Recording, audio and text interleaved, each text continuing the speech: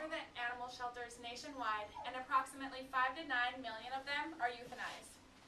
This alarming statistic leads me to admire people who try to do something about this situation. Have you ever met someone in your life that you really look up to? Someone that makes the world a better place for animals? Well, I have, and her name is Barb Scholler.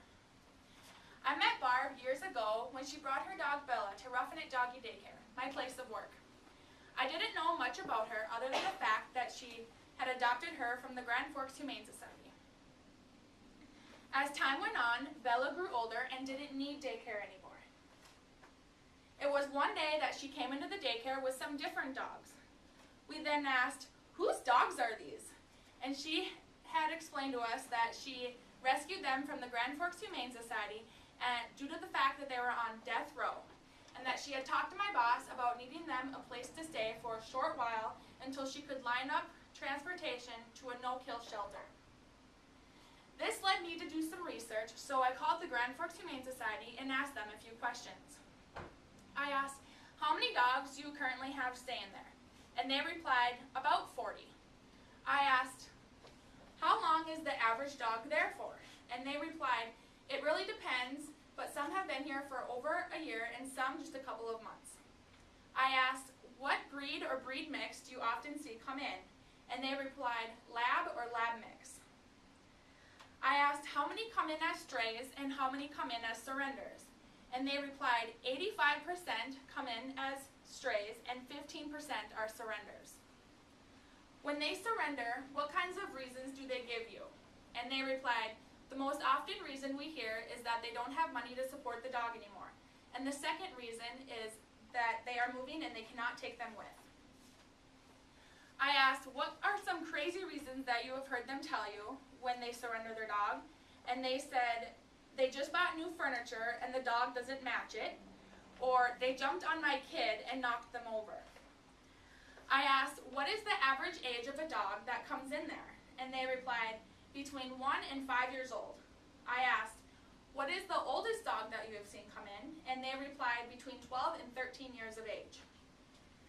Also, I have a Humane Society book that they come in and update every once in a while, and it has pictures of cats and dogs in here, and it shows everybody dogs and cats that are up for adoptions and dogs and cats that have been adopted. It tells them the name, male or female, and how old they are. A lot of them are cats, but there are some dogs in here. And I'll pass it around for you guys to look at. I was still curious to know how Barb got into animal rescue, so she then told me her story. She stated, "My good friend Amy asked if I would come to a shelter and volunteer with her to walk dogs. Seeing the need up close inspired me to jump in and help where I could. I read my first kennel card, Sammy, 5 years old, owner surrender. I looked at that scared little dachshund in the back of that kennel in this strange and noisy environment after living in a home for 5 years. It was a mission to help move these animals out of the shelter and into families as soon as possible. I could help 20 plus animals at a time versus helping 1 to 2 here and there via adoption. I can count on my hand the number of times I actually wanted to take a rescue home because the reality is they can't all be taken home. Take a moment to factor in the needs of existing pets back home. The law limits how many pets allowed per household, your daily schedule, and how the additions will disrupt that. Think about the cost of food, supplies, medical care, and training. The average cost per dog is $400 to $700 per dog annually, and that's just the basics. You then start to realize that the feeling of want is much better put to use in helping that animal get into a loving family as quickly as possible. More of Barb's backstory is that she's always been an animal lover. Growing up, she raised Great Danes. When she was 5 years old, she was at a store and seen a box full of puppies for giveaway. After begging and pleading, yep, you guessed it, she got a puppy and named her Lady. A couple of years down the road, Lady got hit by a car out on the farm, and Daisy Mae, a Springer Spaniel, joined their family. Later on, her parents got divorced, and her mom adopted a poodle mix named Odie. Down the road, Barb went on to get married and adopted her own 2 girl dogs, Ginger and Bella. Her dad currently owns 4 Bichons. Yes, I said 4. And her mom currently owns 1 cat. All of her siblings currently own dogs too. She states, "Animals are our world." Barb doesn't just help out in the Grand Forks area. She also works with animal needs all the way to Bemidji, Minnesota. She states, "We help shelters, rescues, and city pounds, as well as reaching out to Free to Good Home posters and offering our assistance in guiding animals into reputable homes."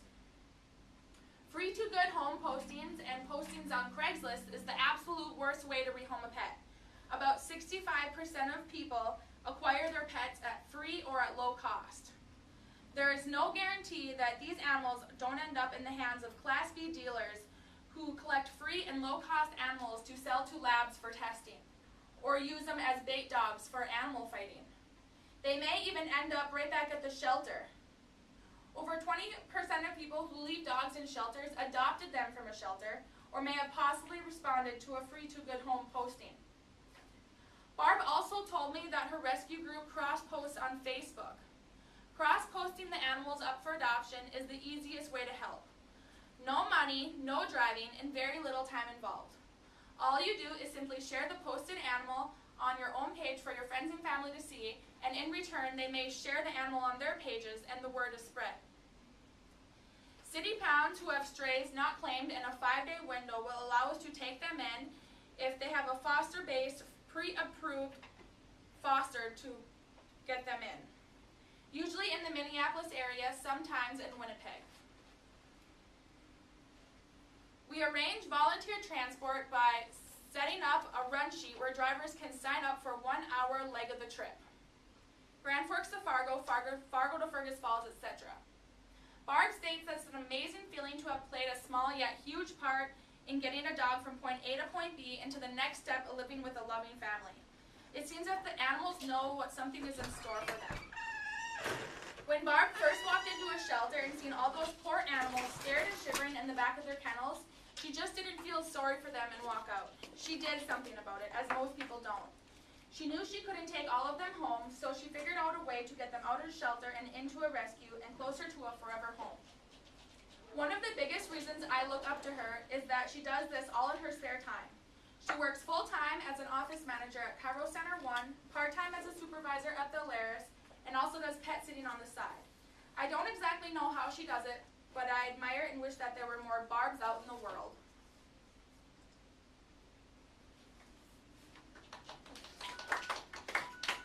Do you want a receipt? Yeah, I had a whole another paragraph to do. So I'm glad she told me that because I didn't see one paragraph.